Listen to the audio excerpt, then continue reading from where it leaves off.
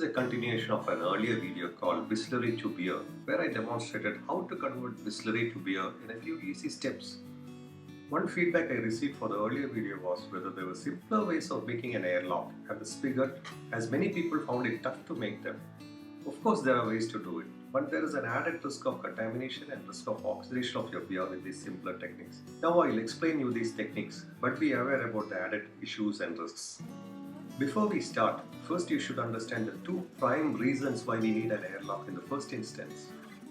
The primary reason why we keep an airlock is to monitor your fermentation. You can watch the bubbles in the airlock and tell when your fermentation is done so that you can start carbonating your beer. The second reason is that no air should get inside your fermenter, which can either infect your beer or oxidize it. Then the question arises that if you don't want air to get inside your fermenter, why don't we just put the cap back on tightly so that no air will get inside? Yes, you are right, but you should understand that the yeast inside your fermenter is constantly converting the sugar in your wort to alcohol and carbon dioxide. The problem that we have here is that if we do not allow the carbon dioxide to escape from the fermenter, then it will accumulate inside the fermenter and eventually it will explode due to the high pressure that builds inside the fermenter. So here I am giving you 3 simpler methods to place an airlock without any of the complications I showed in the previous video. But keep in mind that these methods have their own disadvantages, but they can work if properly done. Here you keep your cap itself as an airlock and it should be placed loosely. If you tighten it, then the CO2 will accumulate inside during fermentation and your can will burst. By placing the cap loosely, you will allow the CO2 to escape and prevent air entry too. One problem with this method is that you will not be able to monitor your fermentation as you cannot see any air bubbles, as you see in a typical airlock. So if you use this method, make sure that you wait for at least 10 to 14 days for fermentation to complete and do not open the can in between. Boil the cap for at least 2 to 3 minutes and place this cap gently on your can as the airlock. A second better method is to use a balloon as your airlock. Buy at least half a dozen of different size balloons, as you do not know whether which size will fit your fermenter best. If you use a small size balloon, then it may tear like this, so use a bigger size. It's important that you sanitize your balloon in boiling water for 2 to 3 minutes before fixing it on your fermenter. Make sure your hands are clean. If you can use a hand sanitizer before this procedure, then it is best. If not, just wash your hands with soap and then fix your balloon airlock. Also make sure that no water drips into your beer while you do this. And your airlock is ready. Place your fermenter in the fridge once the balloon is fixed. You can see that over a course of few days, the balloon will inflate slowly. Once in a few days, you should deflate the balloon of the pressure, or else it will burst. Be sure that you wash and sanitize your hand before deflating the balloon, as we do not want to infect our beer.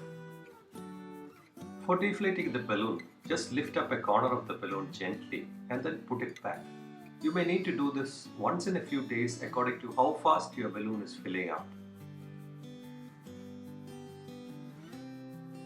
The balloon will keep on filling up with carbon dioxide as long as the fermentation happens. Once the fermentation stops, the balloon no longer inflates and you can know that your fermentation is done.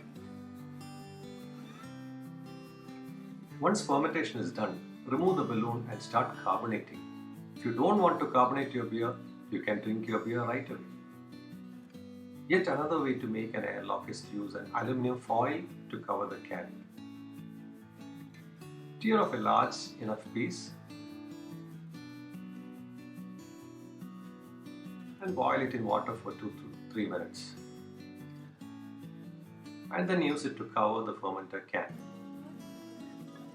Again, this method has a disadvantage that you cannot monitor the fermentation, as you cannot see the air filling up as you see in the balloon or in the real airlock. So you won't be able to know when your fermentation is complete.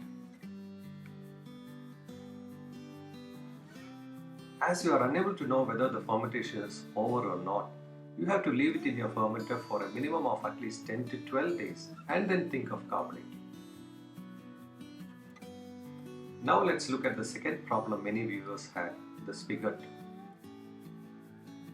Now for those of you having difficulty making the spigot, then there is a simpler way but not very advisable option. This is to just put back the cap of the can back in once the fermentation is over and after you have added the priming sugar. This time you have to tighten it very well, unlike the first time when you should only place it loosely when you are using it as an airlock. If you place the cap loosely, then CO2 will escape and your beer won't carbonate. I will suggest you to keep under carbonation only for 3 to 4 days. More days can increase pressure in your can and it can burst. Once carbonation is completed in a few days, your beer will be ready.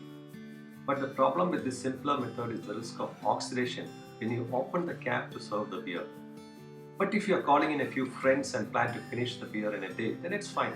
Because once you open the beer can and pour it out, there's a good chance that oxygen can come in contact with the remaining beer and it's important that you consume it immediately to avoid off flavors. If you are not going to finish the beer the same day, then cap it immediately and store it and take your chance with oxidation. Try to pour the beer without agitating it much. Remember, oxidized beer is not harmful to you. The only issue being the off flavors associated with oxidation.